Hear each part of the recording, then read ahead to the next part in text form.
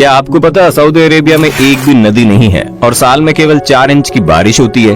केवल western Arabian peninsula को छोड़कर जहां थोड़ी अच्छी बारिश होती है। सऊदी अरेबिया का नाम सुनते ही हमें तेल का कारोबार याद आ जाता है, क्योंकि दुनिया में सबसे ज्यादा तेल वहीं तो प्रोड्यूस होता है। सऊदी अरब का 95% एरिया रेगिस्तान और बालू के टिब्बों से ढका पड़ा है। पानी के लिए ये अक्सर चर्चा में रहता है।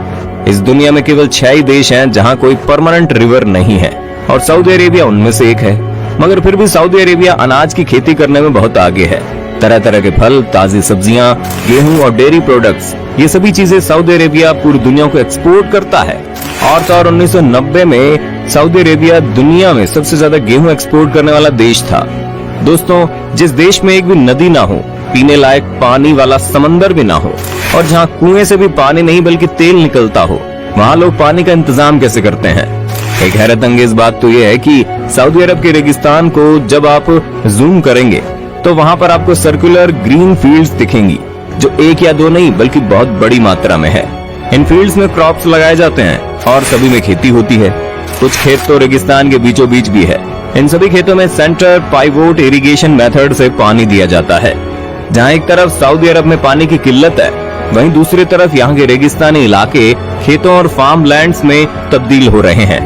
1961 में सऊदी अरब में 11,400 स्क्वायर किलोमीटर कृषि योग्य भूमि थी।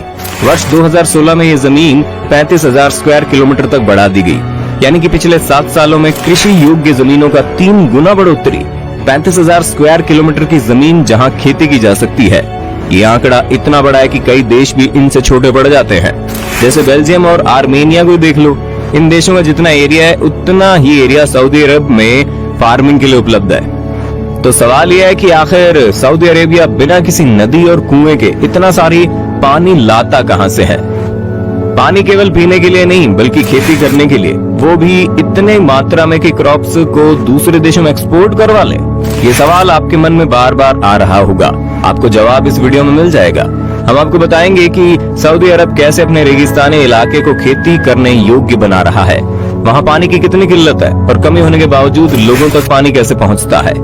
हजारों सालों से लोग सऊदी अरब में पानी के लिए कुओं पर निर्भर रहे हैं, लेकिन अब बढ़ती आबादी के कारण जल की भूमिगत की लेवल बहुत कम हो गई है, जिसकी भरपाई भी नहीं की जा सकती, क्योंकि वहाँ ठीक से बारिश ही नहीं होती। धीरे धीरे कुओं की गहराई बढ़ती गई और आज वक्त ऐसा आ गया कि वहाँ सारे कुएं सूख गए हैं। जो थोड़े बचे भी हैं उनमें से पानी के बदले तेल ही निकलता है, जिसको प्यूरिफाई करना बहुत ही कॉस्टली पड़ता है। कई रिसर्चर्स का कहना है कि अगले 10 से 20 सालों में सऊदी अरब का भूमिगत जल पूरी तरह से खत्म हो जाएगा। विश्व बैंक की स्टडी के अनुसार सऊदी अरब में मीठा पानी डेड सी के जितना खत्म हो चुका है। गल्फ कंट्रीज में पानी का इस्तेमाल तो हो रहा है, मगर उसकी भरपाई नहीं हो पा रही। पानी का इस्तेमाल के लिए जितना उपलब्ध नवीनीकरण होता है, सऊदी अरब ने उससे 943% ज्यादा पानी का इस्तेमाल कर लिया है। केवल सऊदी अरब ही नहीं, इस लाइन में बहरीन ने भी 220% ज्यादा पानी का इस्तेमाल कर लिया है। कुवैत 2465% ज्यादा पानी का इस्तेमाल कर चुका है। और अब विश्व बैंक के हिसाब से यूएई में अगले 50 सालों में मीठा पानी पूरी तरह से खत्म हो जाएगा। इन सभी बातों को मद्देनजर रखते हुए वहां की सरकार ने 2015 में पानी के व्यावसायिक खर्चे पर टैक्स लगा दिया था और टैक्स के दाम बहुत बढ़ा दिए थे, ताकि लोग पानी को बिन मतलब खर्च करने से रुके। अब बात करते हैं सऊदी अरब में खेती कैसे होती है। सेंटर पाइवोट इरिगेशन एक ऐसा मेथड है जिससे खेतों में बहुत कम पानी से भी सिंचाई की जा सकती है। जैसा कि इसका नाम है, ये फील्ड के सेंटर पर बिठाया जाता है, जिसमें इलेक्ट्रिसिटी की मदद से मोटर चलाई जाती है और पानी को पूरे खेत में स्प्रे कर दिया जाता है। ये मशीन खेत के चारों ओर घूमकर बहुत सी कम पानी में खेत की सिंचाई कर देती है। सऊदी अरेबिया में पिछले 50 सालों से इसी मेथड का इस्तेमाल किया जा रहा है। फिर भी वही सवाल कि आखिर सिंचाई करने के लिए थोड़ा पानी भी कहां से आता है। दोस्तों, जब भी सऊदी अरब की बात आती है तो हमें लगता है वो एक गर्म और रेगिस्तानी इलाका है, मगर कई हजार साल पहले यहाँ कोई रेगिस्तान नहीं था। 10,000 साल पहले ये नदियां, तालाब और जंगलों से घिरा पड़ा था। वक्त के साथ साथ न जाने ऐसा क्या हुआ कि सब कुछ एक रेगिस्तानी इलाके में बदल गया, मगर बहुत सारा पानी फॉसिल के रूप में जमीन के अंदर समा कर रह गया। ये पानी जमीन के 1 किलोमीटर नीचे तक पाइप लगाकर निकाला जा सकता है। और जैसा कि आपको पता है कि सऊदी अरब के पास पैसों की कमी तो है नहीं, इसलिए वहाँ के राजा ने पानी को निकालने के लिए कई कारखाने और मशीनों को प्लांट करवाया। अब वहाँ जमीनों से पानी को खींचकर निकालना आसान हो गया, जिससे खेती होने लगी। इसी मेथड का इस्तेमाल करके रेगिस्तानी इलाके में जहाँ जहाँ जमीन के नीचे पानी मिला वहाँ उन्होंने क्रॉप फील्ड्स बना दिया, और यही कारण है कि सऊदी अरब में खेती बड़े पैमाने में होने लगी। मगर जमीन के अंदर 1 किलोमीटर नीचे से पानी निकालना आसान नहीं है, और तो और जमीन के नीचे दबा हुआ पानी जो कि फॉसिल के रूप में मौजूद है, इतने इस्तेमाल के बाद अब खत्म होने लगा है। अब सऊदी अरब में किसी भी स्रोत से पानी का आना मुमकिन नहीं है, इसलिए फ्यूचर का सोचकर वहां के राजा ने यूनाइटेड स्टेट्स और इंडोनेशिया, अर्जेंटीना और साउथ अफ्रीका के कई कंट्रीज में बड़े पैमाने पर खेती करने योग्य जमीन खरीद कर रखी है। सऊदी अरब दुनिया के मेजर लैंड वायरस वाले देशों में से एक है।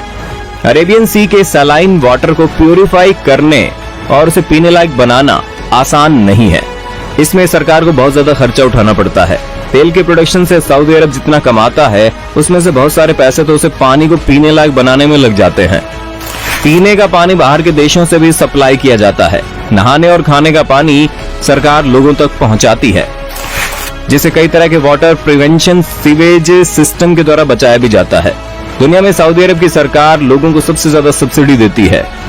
सऊदी अरेबिया ने अपने बचाव के लिए काफी मेथड और तकनीकों का इस्तेमाल हमेशा से किया है। आपको एक और बात बताना तो भूल ही गए, सऊदी अरेबिया ने वेस्टर्न पेनिनसुला की एक और प्रोजेक्ट की मदद से काफी कुछ कर लिया है।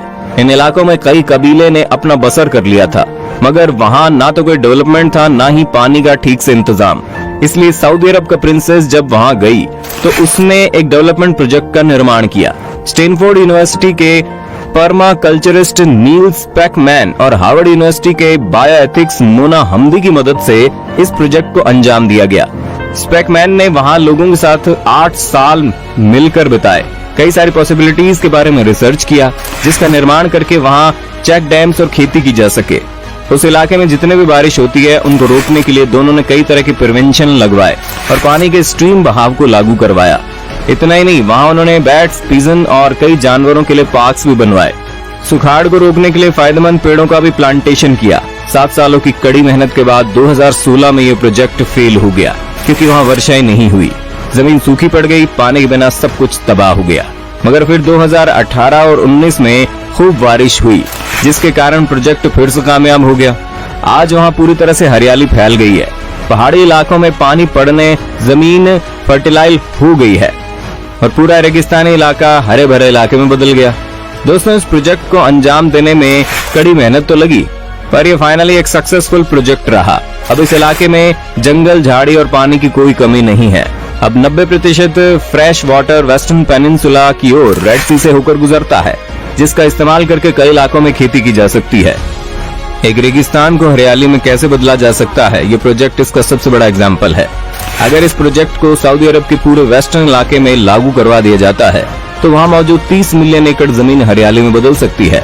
और अगर इस पूरे इलाके को खेती के लिए इस्तेमाल किया जाएगा तो इतना बड़ा इलाका है कि कई कंट्रीज इनसे छोटी पड़ जाएंगी, और इससे सऊदी अरेबियन को अनाज तो मिलेगा ही, साथ ही इतने उपजाऊ से वो दूसरे देशों में और ज्यादा मात्रा में फल सब्जियां एक्सपोर्ट करने लगेगा, जिससे उसकी जीडीपी में कम से कम 5 से 6% की बढ़ोतरी हो सकती है।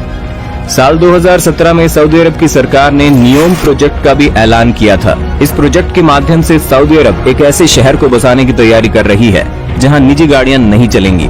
सऊदी अरब के क्राउन प्रिंस मोहम्मद बिन सलमान ने इस खास शहर को बनाने का ऐलान किया है और इस प्रोजेक्ट का काम बहुत ही जल्दी शुरू होने वाला है। इस शहर में केवल सार्वजनिक वाहनों का इस्तेमाल किया जाएगा। अनुमान लगाया जा रहा है कि उस शहर में करीब 10 लाख लोग रहेंगे। वहीं साल 2030 तक इस खास शहर में 3,80,000 रोजगार भी पैदा होंगे।